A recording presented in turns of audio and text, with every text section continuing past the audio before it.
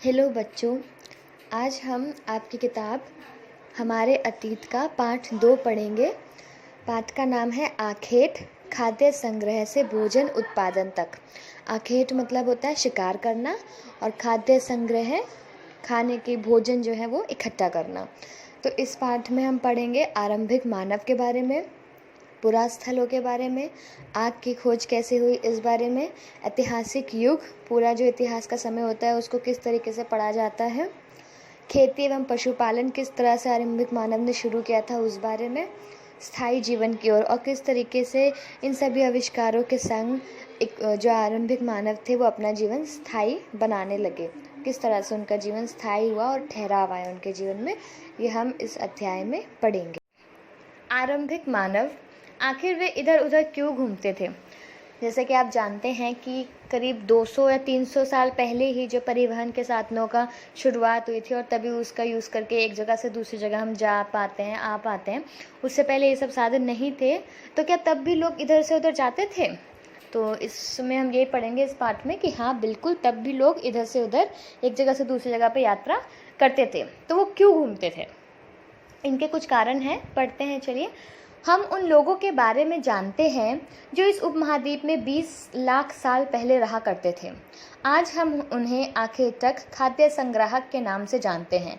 भोजन का इंतज़ाम करने की विधि के आधार पर इन्हें इस नाम से पुकारा जाता है कि इन्हीं लोगों ने ही आरंभिक जीवन की शुरुआत में भोजन को किस तरीके से उगाना है, पकाना है, क्या खाना है क्या नहीं खाना, इन्होंने ही सारा इंतज़ाम किया था। तो इन्हें आखेटक या खाद्य संग्राहक कहते हैं। आमतौर पर खाने के लिए वे जंगली जानवरों का शिकार करते थे, मछलियाँ और चिड़ियाँ पकड़ते थे, फल, मूल, दाने, पौधे, पत्तियाँ, अंडे इकट्ठा किया करते थे। तो ये सब उनका शुरुआती भोजन था। आखेटक खाद्य संग्राहक समुदाय के लोग एक जगह से दूसरी जगह पर घूमते रहते थे। ऐसा करने के कई कारण थे। तो पहला कारण यह है कि अगर वे एक ही जगह पर ज़्यादा दिनों तक रहते तो आसपास के पौधों, फलों और जानवरों को खाकर समाप्त कर देते थे। इसलिए और भोजन की तलाश में इन्हें दूसरी जगहों पर जाना पड़ता था।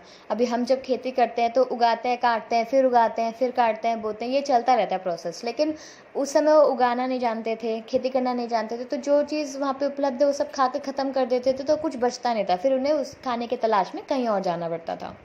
दूसरा कारण यह है कि जानवर अपने शिकार के लिए या फिर हिरण और मवेशी अपना चारा ढूंढने के लिए एक जगह से दूसरी जगह जाया करते थे। इसलिए इन जानवरों का शिकार करने वाले लोग भी इनके पीछे पीछे जाया करते होंगे। तो दूसरा कारण यह है कि जब ये जानवरों का शिकार करते थे और जानवर और शिकार अगर एक जगह पे घास खा रहे हैं, वहाँ घास ख़त्म हो गई है, पत्ते ख़त्म हो गए हैं और फिर वो कहीं और जा रहे हैं, तो ये लोग भी उनके पीछे पीछे उनका शिकार करने के लिए जाते थे। तीसरा कारण यह है कि पेड़ों और पौधों में फल फूल अलग अलग मौसम में आते हैं, इसलिए लोग उनके तलाश में उपयुक्त मौसम के अनुसार अन्य इलाकों में घूमते होंगे। तो जैसे आप जानते हैं कि कोई फूल या कोई पेड़ या कोई फल जो है एक ही मौसम में खिलता है, तो इसलिए वो जब दूसरा मौसम शुरू होता होगा तो वो नहीं खिलता होगा, पेड़ नहीं आते होंगे फल फूल, तो इसलिए उनको फिर दूसरी जगह पर जाना पड़ता है। और चौथा कारण यह है कि पानी के बिना किसी भी प्राणी या पेड़ पौधों का जीवित रहना संभव नहीं होता और पानी झीलों, झरनों तथा नदियों में ही मिलता है। यद्यपि कई नदियों और झीलों का पानी कभी नहीं सूखता, कुछ झीलों और नदियों में पानी बारिश के बाद भी मिल पाता है। इसलिए ऐसी झीलों और नदियों के किनारे बसे लोगों को सूखे मौसम में पानी की तलाश में इधर उधर जाना पड़ता होगा। तो आप जानते हैं कि जो पानी के बिना तो कोई भी जीवित नहीं रह सकता, तो इसलिए पानी की खोज में भी इनको इधर उधर जाना पड़ता था। जब कभी कोई झील या नदी के किनारे रह रहे होते थे और वो झील या नदी सूख जाती थी, तब इन्हें दूसरी जगह पर जहाँ पे और इन्हें पानी उपलब्ध हो वहाँ पर इन आरंभिक लोगों को जाना पड़ता था। अब प्रश्न ये आता है कि इतनी सारी जानकारी आरंभिक मानव के बारे में हमें कैसे मिली? तो इसका उत्तर है, पुरातत्वविदों को कुछ ऐसी वस्तुएं मिली हैं जिनका निर्माण और उपयोग आखेटक खाद्य संग्राहक किया करते थे। तो इससे पिछले अध्याय में हमने पढ़ा था पुरातत्वविदों के बारे में। आर्कियोलॉजिस्ट होते हैं जो कि इन सब चीज़ों का अध्ययन करते हैं जो कि पुरास्थलों में मिलती हैं। तो इन्हीं का अध्ययन करके उन्हें पता चला आखेटक और खाद्य संग्राहकों के बारे में। यह संभव है कि लोगों ने अपने काम के लिए पत्थरों, लकड़ियों और हड्डियों के औजार बनाए हों। इनमें से पत्थरों के औजार आज भी बचे हैं। तो 3 चीज़ों से, पत्थरों, लकड़ियों और हड्डियों से वो अपने औजार बनाते थे जानवरों का शिकार करने के लिए, कोई फूल पत्ती, कोई पेड़, कोई जड़ जिसको काटने के लिए, अपनी रक्षा करने के लिए, तो वो औजार बनाते थे। और इन तीनों औजारों में से पत्थरों के औजार जो हैं वो आज भी बचे हुए हैं, उसी से पता चला। इनमें से कुछ औजारों का उपयोग फल फूल काटने, हड्डियां और मांस काटने तथा पेड़ों की छाल और जानवरों की खाल उतारने के लिए किया जाता था। तो इन औजारों का उपयोग लिखा है यहाँ पे, फल फूल काटने, जैसे मैंने आपको बताया, हड्डियां और मांस काटने के लिए, जब जैसे जानवर को मार दिया, पूरा जानवर उन्होंने वैसे कर दिया भूनने के लिए, या फिर अगर कच्चा खा रहे तो उसको काटने की ज़रूरत तो पड़ती थी, इसलिए वो पत्थरों का, औजारों का प्रयोग करते थे। पेड़ों की छाल और जानवरों की खाल उतारने के लिए भी किया जाता था। कुछ के साथ हड्डियों या लकड़ियों के मुट्ठे लगाकर भाले और बाण जैसे हथियार बनाए जाते थे।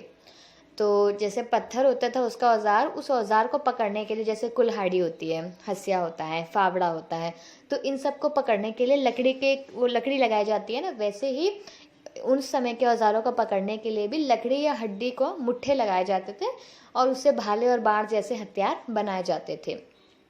कुछ औजारों से लकड़ियाँ काटी जाती थी।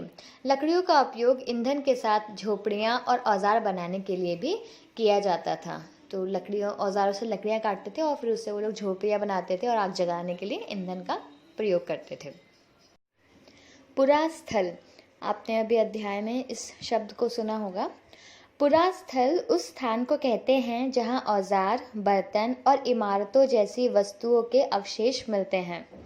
ऐसी वस्तुओं का निर्माण लोगों ने अपने काम के लिए किया था और बाद में वे उन्हें वहीं छोड़ गए। तो ऐसी जगह पे जहाँ पे पुराने समय में जो लोग थे वो रहते थे और अपने औजार बनाते थे, बर्तन बनाते थे, वहाँ अपने घर झोपड़ियाँ बनाते थे और फिर वहाँ छोड़ के वो चले गए। ये ज़मीन के ऊपर, अंदर, कभी कभी समुद्र और नदी के तल में भी पाए जाते हैं। तो जो पुरास्थल हैं ये ज़मीन के ऊपर भी मिलते हैं, जब हम खुदाई करते तो ज़मीन के नीचे भी मिलते हैं, समुद्र के नीचे भी मिलते हैं और नदी के तल में भी पाए जाते हैं ये पुरास्थल। इन पुरास्थलों के बारे में आपको अगले अध्याय में बताया जाएगा। अगले अध्याय में आप अच्छे से इलैबोरेटली पढ़ पाएंगे कि पुरास्थल क्या है। अभी तक हमने जाना कि किस तरीके से आरंभिक मानव जो हैं वो एक जगह से दूसरी जगह पर यात्रा करते थे, जाते थे अपना शिकार ढूंढने के लिए, जो फल कंदमूल खाते थे वो ढूंढने के लिए। तो ऐसे करते करते उन्होंने आग की खोज भी की, जो कि आरंभिक मानव ने ही की थी। आरंभिक मानव ने आग की खोज 2 पत्थरों को आपस में रगड़कर की। तो एक दिन ऐसा हुआ, कहा जाता है कि जब जो आरंभिक मानव थे वो पत्थरों के औजार बनाते थे और पत्थरों से बहुत चीज़ें यूज़ करते थे वो जानवरों को मारने काटने के लिए। तो जब वो 2 पत्थरों को रगड़ रहे थे, तो आप जानते हैं कि पत्थरों को रगड़ने से चिंगारी निकलती है। तो उन्हीं पत्थरों को रगड़ने से चिंगारी निकली, जिसने बाद में आग का रूप ले लिया। तो इस तरीके से जो आरंभिक मानव थे उन्होंने आग की खोज की।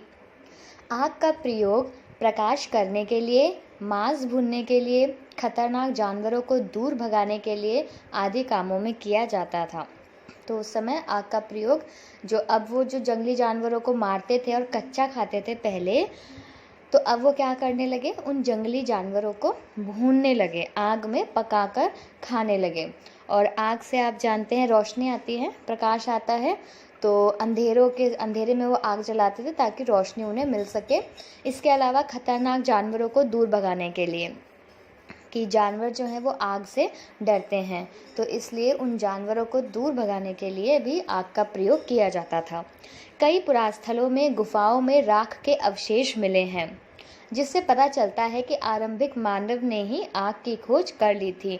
तो जो पुरास्थल अभी हमने पढ़ा, ऐसी जगह है जहाँ पे ये वस्तुएं मिली हैं, तो ऐसी पुरास्थलों में राख के अवशेष मिले, जिनको अध्ययन करके पता चला कि आरंभिक मानव ने ही आग का आविष्कार या आग की खोज कर ली थी।